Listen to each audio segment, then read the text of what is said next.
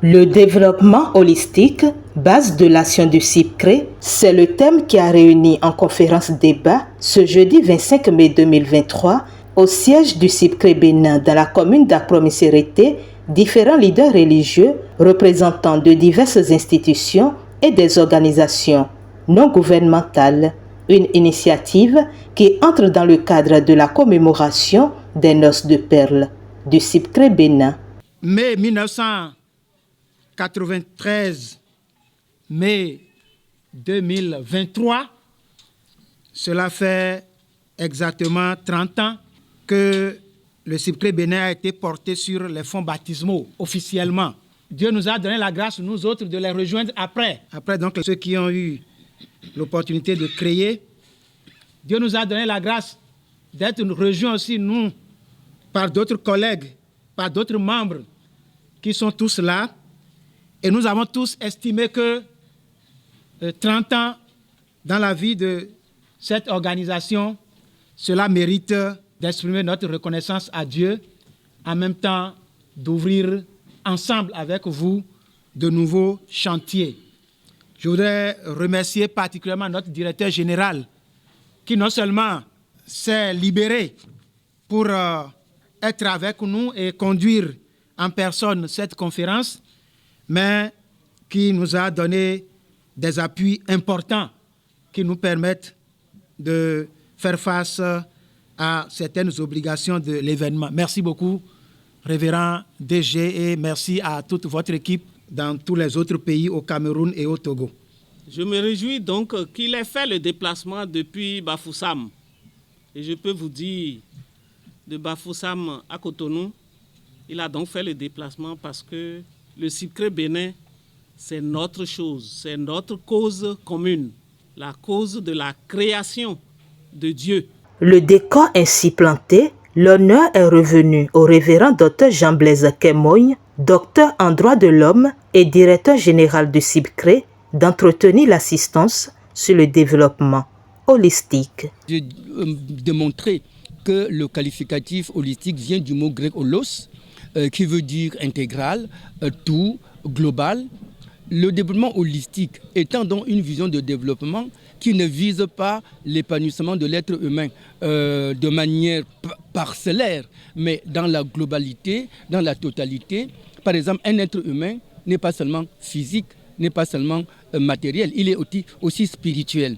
Et le développement holistique vise donc l'épanouissement de l'être humain dans sa globalité, corps et âme, et la communauté dans toutes ses composantes. Parce que jusqu'à maintenant, on a mis l'accent surtout sur le côté économique, le côté social et depuis ces derniers temps sur l'aspect environnemental. Il faudrait que nous sachions que la transformation positive de la communauté, c'est mettre en interaction toutes les composantes de cette société, économie bien sûr, sociale bien sûr, écologie bien sûr, mais aussi culturelle, psychosociale, environnementale et politique. Je pense qu'il faut d'abord former les communautés à la compréhension même du concept du développement holistique et après amener les communautés à monter des projets dans la vision, dans la perspective du développement holistique. À la suite de la communication, des préoccupations ont été soulevées, suivies de riches apports des uns et des autres, et les participants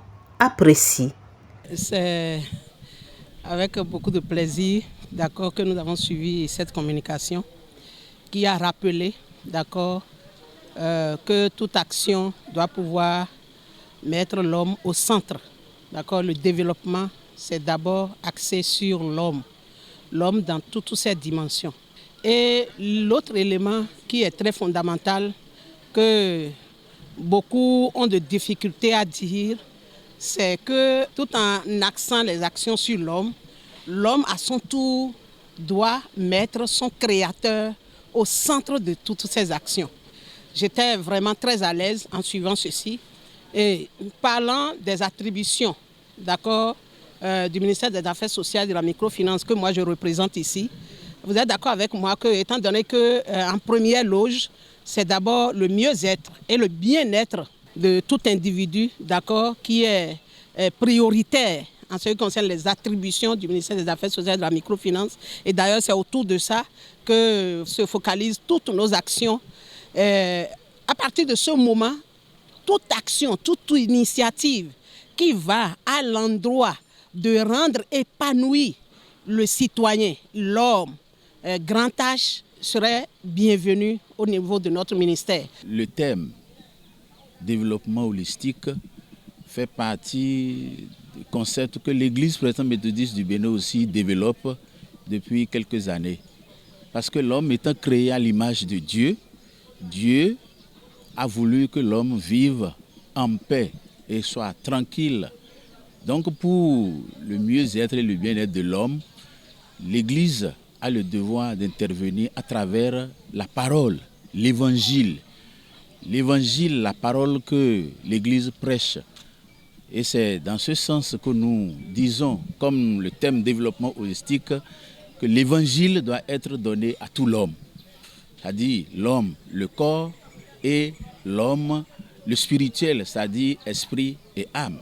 C'est dans ce sens que notre participation à cette conférence est aussi importante. Ça nous a été droit au cœur parce que nous savons qu'aux côtés de CIPCRE, l'Église est en train de faire le même rôle, bien c'est CIPCRE qui est en train de faire le même rôle que l'Église, d'apporter la paix au sein de la communauté et la paix au sein des hommes, la paix au sein de l'humanité. Et nous sommes fiers de ce que aujourd'hui l'Église est en train de partir sur cette voie, sur ce chemin, et CIPCRE aussi vient, et ensemble nous faisons le chemin. Pour le peu que j'ai entendu, il y a un aspect spirituel qui s'ajoute à tout ce que nous faisons. Et je suis champion de cela, je développe dans parenté responsable. Quand tu as fini de donner tout ce qu'il faut à ton enfant pour l'école, aller contrôler à l'école, voir les professeurs et tout. Deuxième phase, dialogue entre l'enfant et vous, dialogue aussi entre les parents. Après cela, il faut s'en remettre à Dieu. Et chaque parent doit prier pour sa progéniture. J'ai vu que ce que je pense a été validé par CIPCRE et qu'il faut continuer de là-bas. Et dès demain, je vais l'accompagner en faisant le compte rendu à mes fidèles dans les sermons, un peu partout. Et si possible, pourquoi ne pas l'aider dans les structures qu'ils auraient mis sur place. Notifiant qu'à l'entame de la conférence débat, 1 minute de silence a été observée en mémoire à l'un des membres qui a rejoint, le Père Céleste. Et au thème des débats, ils ont ensemble mis en terre des plantes médicinales.